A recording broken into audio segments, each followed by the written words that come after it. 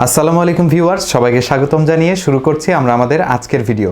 আমাদের আজকের ভিডিওতে আমরা একটি অ্যাপেল ইভেন্ট সম্পর্কে আলোচনা করব, অর্থাৎ গতকালকে যেই অ্যাপেল ইভেন্টটি হয়ে গেল সেই অ্যাপেল ইভেন্টটি সম্পূর্ণ বাংলায় কভার করছি যাতে আপনাদের সুবিধা হয়।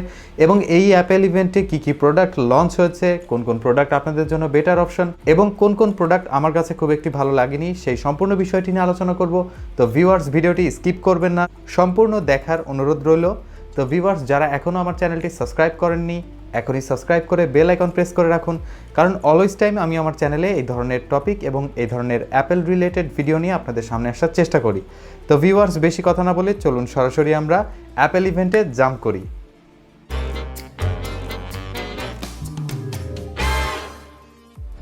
প্রথমে কথা বলবো এই ইভেন্টের প্রোডাক্টগুলো কী কী তা নিয়ে। তারা এবার একসাথে রিলিজ করেছে বেশ কিছু প্রোডাক্ট। এর ভেতরে সবার প্রথমে যে প্রোডাক্টটি ছিল সেটি হচ্ছে iPad 9 gen with A13 Bionic chip. এখানে তারা 12 মেগাপিক্সেলের ultra wide powerful camera use করেছে, যা প্রোডাক্টিভ ওয়ার্ক এবং ফেস টাইম কলকে আরও এক ধাপ এগিয়ে নিয়েছে। এখানে স্টোরেজ হিসেবে 64 জিবি প্রোভাইড করা হয়েছে। এর প্রাইস রাখা হয়েছে মোটামুটি $329। এরপর তারা ইন্ট্রোডিউস করিয়েছে আইপ্যাড মিনি, যার ডিসপ্লে সাইজ থাকছে 8.3 ইঞ্চি এবং যেখানে তারা ইউজ করেছে লিকুইড রেটিনা ডিসপ্লে, যা আপনারা 4টি কালারে দেখতে পারবেন। তারা এখানে A15 বায়োনিক চিপ ইউজ করেছে, যা গেমিং থেকে শুরু করে এডিটিং এবং যে কোনো প্রোডাক্টিভ কাজের জন্য বেস্ট। এখানে থাকছে 12 মেগাপিক্সেল ক্যামেরা সাপোর্ট এবং এখানে থাকছে ট্রুটন ফ্ল্যাশ। এখানে USB Type-C ব্যবহার করেছে, যা খুবই ইউজফুল এবং পাচ্ছেন 5G সুবিধা। এখানে তারা অ্যাপেল পেন্সিল সেকেন্ড জেনারেশন ব্যবহারের সুবিধা দিয়েছে, যেটি প্রোডাক্টিভ ওয়ার্কগুলোকে বা বিভিন্ন ধরনের গ্রাফিক্যাল কাজগুলোকে আরও বেশি প্রোডাক্টিভ করে তুলবে। এর প্রাইস রাখা হয়েছে $499, অর্থাৎ $499।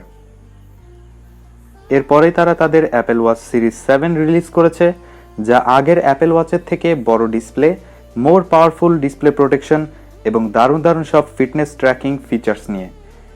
এর প্রাইস রাখা হয়েছে $399 এবং এর ভেতরে বেশ কিছু স্পেশাল ফিচার, যেমন ইয়োগা থেকে শুরু করে আপনার স্লিপ মনিটরিং এবং আপনার সুইমিং যে গেস্টার, সেই সব কিছু মেজারমেন্টের সুবিধা থাকছে।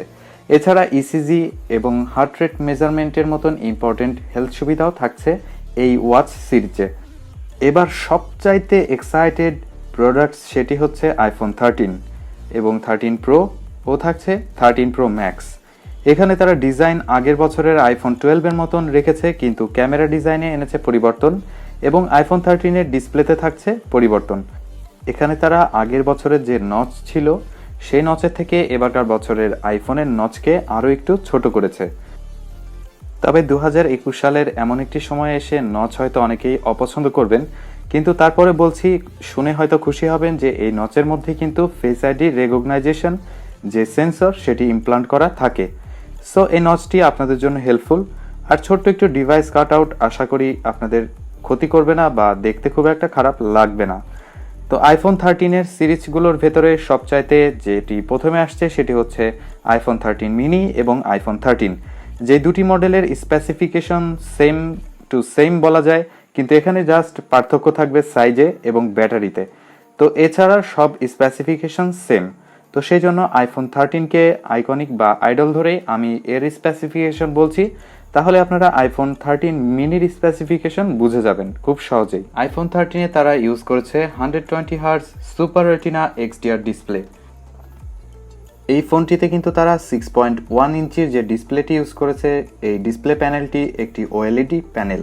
এখানে রেজুলেশন হিসেবে থাকছে 1170x2532 পিক্সেল।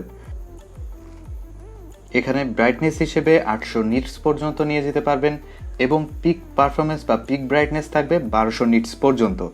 এখানে ব্যাটারি হিসেবে আপনারা পেয়ে যাচ্ছেন 3095 mAh এর একটি নন রিমুভেবল ব্যাটারি। এতে থাকছে ফাস্ট চার্জিং 20 ওয়াট এবং 50% ইন 30 মিনিট এবং USB পাওয়ার ডেলিভারি থাকছে 2.0। ম্যাগসেফ এর সাপোর্ট থাকার কারণে এখানে ওয়্যারলেসলি আপনারা ম্যাগসেফ চার্জারের সাহায্যে খুব সহজেই চার্জ করে নিতে পারবেন, কিন্তু এতে থাকছে মাত্র 15 ওয়াটের ফাস্ট চার্জিং। ওয়্যারলেস চার্জিং এর ক্ষেত্রে কিন্তু আপনারা QI magnetic fast wireless charging পাবেন 7.5 ওয়াট। এখানে রেয়ারে তারা ডুয়েল ক্যামেরা সেটআপ ইউজ করেছে, যার পজিশন আগের ক্যামেরা থেকে একটু আলাদা এবং একটু বাঁকানো রয়েছে। এখানে মেন যে শুটার রয়েছে সেটি 12 মেগাপিক্সেলের ওয়াইড লেন্স, যাতে 47% মোর লাইট গ্যাদারিং থাকছে, যার কারণে এখানে আগের তুলনায় বেশি লাইট ক্যাপচার করতে পারবে, যা থেকে লো লাইটেও খুব ভালো পারফরমেন্স পাওয়া যাবে। এবং এখানেও কিন্তু তারা আগের বারের মতন 7 এলিমেন্ট লেন্স ইউজ করেছে এবং যার 100% ফোকাস পিক্সেল। এবং এখানে কিন্তু যে মেন ক্যামেরাটি রয়েছে এটি sensor shift image stabilization use করা হয়েছে, যার সাহায্যে আপনারা কিন্তু একবারে প্রিমিয়াম কোয়ালিটির গিম্বল ভিডিও শ্যুট এক্সপিরিয়েন্স পেয়ে যাবেন। এবং এই ক্যামেরায় কিন্তু তারা নতুন একটি মোড রেখেছে, যেটি হচ্ছে প্রো মুভি মোড, অর্থাৎ যেটির সাহায্যে কিন্তু আপনারা খুবই দারুণ মুভি স্টাইলের ফোকাসিং সিস্টেম পেয়ে যাবেন। এরপরে যে লেন্সটি রয়েছে সেটি হচ্ছে সেকেন্ডারি আলট্রা ওয়াইড লেন্স, যেখানে তারা নিউ ফাস্টার সেন্সর ইউজ করেছে। এই সেন্সরে থাকছে 2.4 অ্যাপারচার এবং 13 millimetre focal length. 5 element lens use করা হয়েছে এখানে এবং 120 ডিগ্রি ফিল্ড অফ ভিউ পেয়ে যাচ্ছেন। এবং ফ্রন্ট ক্যামেরায় থাকছে 12 মেগাপিক্সেলের সেলফি ক্যামেরা, যার সাহায্যে আপনারা খুবই সুন্দর ছবি পেয়ে যাবেন, বা সেলফি ক্যামেরার যে রেজুলেশন সেটিও কিন্তু 4K রাখা হয়েছে। অর্থাৎ এটি একটি বিশেষ সুবিধা যারা ভিডিও কন্টেন্ট তৈরি করেন বা যারা ভিডিওগ্রাফি করে থাকেন। এখানে Apple company iPhone 13 mini price শুরু করেছে $699 থেকে এবং আইফোন 13 এর প্রাইস রাখা হয়েছে $799। আমার কাছে মনে হয়েছে প্রাইস তারা আগের বারে যে আইফোন 12 সিরিজ ছিল তার সাথে ম্যাচ করেই প্রাইসটি রেখেছে, এখানে কোনো আপগ্রেড বা হিউজ প্রাইস তারা করেনি। তো এটি আমার কাছে বেশ ভালো মনে হয়েছে।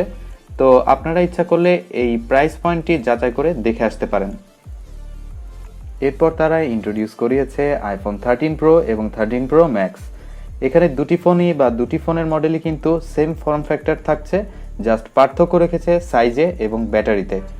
তো বরাবরের মতন আইফোন 13 এর যে নর্মাল বা প্লেন মডেল রয়েছে তার সাথে এখানে সিমিলারিটি রয়েছে 100%, জাস্ট পার্থক্য এনেছে তারা এখানে প্রো লেভেলের ক্যামেরা ইউজ করা হয়েছে এবং সাইজে। তো আইফোন 13 এর সাথে iPhone 13 pro display size same থাকছে 6.1 ইঞ্চি ওএলইডি ডিসপ্লে এবং এখানেও থাকছে 120 হার্জ প্রোমোশন ডিসপ্লে। এই ডিসপ্লের একটি সুবিধা হচ্ছে এখানে কিন্তু যখন যেরকম প্রয়োজন সেভাবেই হার্জ আপ অ্যান্ড ডাউন হবে, যাতে ব্যাটারি মেনটেনেন্স ঠিক থাকে। এরপরে এরা রেয়ার প্যানেলে ট্রিপল ক্যামেরা সেটআপ ইউজ করেছে, যাতে প্রথম যে ক্যামেরা বা মেইন শুটার থাকছে ওয়াইড 1.5 অ্যাপারচার এবং up to 22x improvement in low light, অর্থাৎ লো লাইট ফটোগ্রাফি থাকবে খুবই ভালো। এরপরে যে লেন্সটি থাকছে সেটি হচ্ছে আলট্রা ওয়াইড লেন্স, এখানে 1.8 অ্যাপারচার থাকছে এবং 6 এলিমেন্ট লেন্স এবং অটোফোকাস রাখা হয়েছে। Up to 92% improvement in low light, অর্থাৎ আগের ক্যামেরাগুলোর থেকে 92% ইমপ্রুভমেন্ট আনা হয়েছে লো লাইট ফটোগ্রাফিতে। এরপরে যে লেন্সটি থাকছে সেটি হচ্ছে টেলিফটো লেন্স, এখানে 77 মিলিমিটার ফোকাল লেন্থের 3x অপটিক্যাল জুম থাকছে, যেগুলোর সাহায্যে খুব দারুণ ক্যামেরা এবং খুব দারুণ ফটোগ্রাফি আপনারা করতে পারবেন। এবং এখানেও কিন্তু স্পেশাল যে মুভি মোড সেটি পেয়ে যাচ্ছেন এবং ফ্রন্ট ক্যামেরা হিসেবে 12 মেগাপিক্সেলের সেলফি ক্যামেরা থাকছে, যার সাহায্যে দারুণ দারুণ সব সেলফি এবং ভিডিও আপনারা ক্রিয়েট করতে পারছেন। এখানে আইফোন কোম্পানি আইফোন 13 প্রোর প্রাইস রেখেছে $999 অর্থাৎ $999 এবং আইফোন 13 প্রো ম্যাক্সের প্রাইস রেখেছে $1099। যদিও হিউজ প্রাইস, তারপরেও এখানে কিন্তু কোনো কিছু কনসিডার করতে হচ্ছে না, এখানে কিন্তু আপনারা ট্রু ফ্ল্যাগশিপের সব ধরনের ফিচার পাচ্ছেন। তো সেহেতু কনসিডার যেহেতু করতেই হচ্ছে না এবং এত দারুণ একটি ফর্ম ফ্যাক্টর পেয়ে যাচ্ছেন এই প্রাইস রেঞ্জে, সেহেতু আশা করি এটি আপনাদের জন্য ভালো হবে। তো এই ভিডিওতে আসলে সম্পূর্ণ A to Z ইনফরমেশন তুলে ধরা সম্ভব হয়নি, তা করতে গেলে অ্যাপেল ইভেন্টের মতন বড় একটি ভিডিও তৈরি হয়ে যেত। তবে চেষ্টা করেছি শর্টকাটে আপনাদেরকে যতটুকু ইম্পর্টেন্টভাবে জানানোর প্রয়োজন মনে করেছি জানিয়েছি। তো ভিউয়ার্স, ভুলভ্রান্তি হলে অবশ্যই ক্ষমাসুন্দর দৃষ্টিতে দেখবেন। ভিউয়ার্স, এতক্ষণ আপনারা আসলে দেখলেন যে অ্যাপেল ইভেন্টে কি কি প্রোডাক্ট লঞ্চ হয়েছে এবং প্রোডাক্টগুলো আসলে কতটা প্রোডাক্টিভ বা কতটা ভালো হবে আমাদের জন্য। তো এখন বলবো এই প্রোডাক্টগুলো কোন কোন দিকগুলো বা এই প্রোডাক্টের কোন কোন জিনিসগুলো আমার কাছে ভালো লাগেনি। তো ভিউয়ার্স, অবশ্যই পার্সোনাল মতামত দিচ্ছি, সবার সাথে একমত বা রিলেটেবল নাও হতে পারে, তো তারা ক্ষমাসুন্দর দৃষ্টিতে দেখবেন। তো আমি আমার মতামতটা আপনাদেরকে দেওয়ার চেষ্টা করছি। প্রথম কথা হচ্ছে আইফোন 12 তারা লঞ্চ করেছিল যত স্পেসিফিকেশন দিয়ে এবং নতুন একটি রিডিজাইন মডেল দিয়ে, কিন্তু তারা আইফোন 13 রিলিজ করেছে কিন্তু আগের অর্থাৎ আইফোন 12-এর সেম ডিজাইন, বাট এখানে জাস্ট তারা ক্যামেরার পজিশন চেঞ্জ করে দিয়েছে।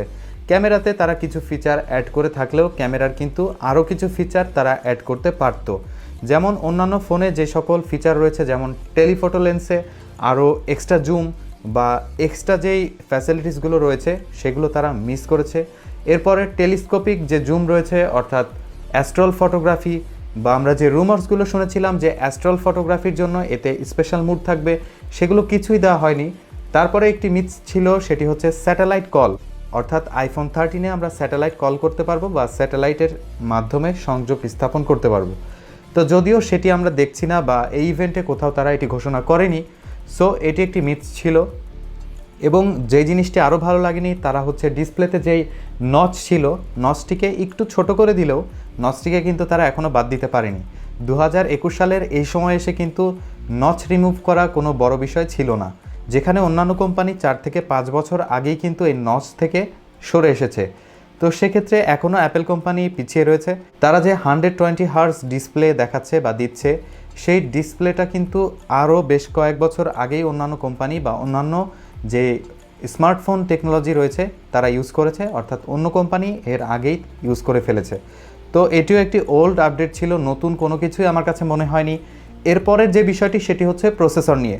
যদিও A15 বায়োনিক প্রসেসর নিয়ে বলার সেরকম কিছুই নেই, এটি ওয়ার্ল্ডের মোস্ট ফাস্টেস্ট একটি প্রসেসরের মধ্যে একটি, যেটি স্মার্টফোনকে প্রচুর স্পিড দিতে সক্ষম। তবুও বলবো এর ভেতরেও কমতি রয়েছে।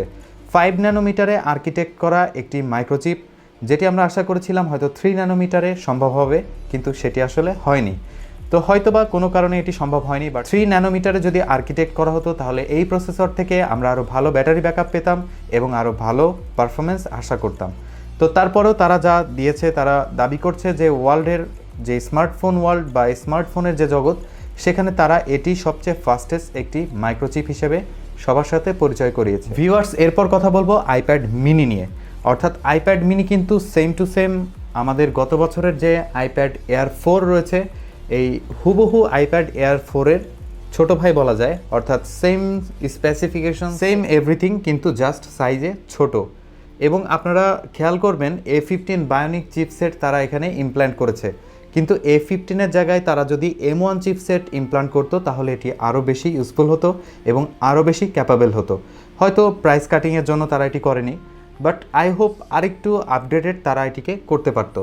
আর যে জিনিসটি আমি মিস করেছি সেটি হচ্ছে আইপ্যাডের যে ছোট ভাই, অর্থাৎ আইপ্যাডের যে আইপ্যাড মিনি ভার্সন তারা রিলিজ করেছে, সেই আইপ্যাডের জন্য কিন্তু থাকছে না ডেডিকেট কোনো কিবোর্ড, অর্থাৎ যে স্মার্ট ম্যাজিক কিবোর্ড সেটি তার ক্ষেত্রে কাজ করবে কি না তারা কিন্তু তাদের যে ইভেন্টে কোথাও মেনশন করেনি। তো এটি আরও একটি প্রবলেম আমার কাছে মনে হয়েছে।